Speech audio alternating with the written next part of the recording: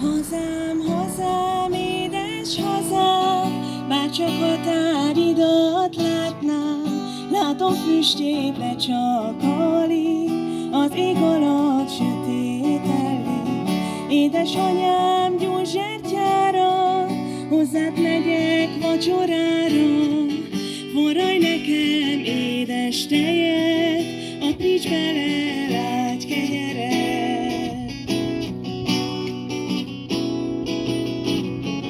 Édes volt az anyám teje, keserű a más kenyere, keserű is, savanyú is, néha-néha siralmas is.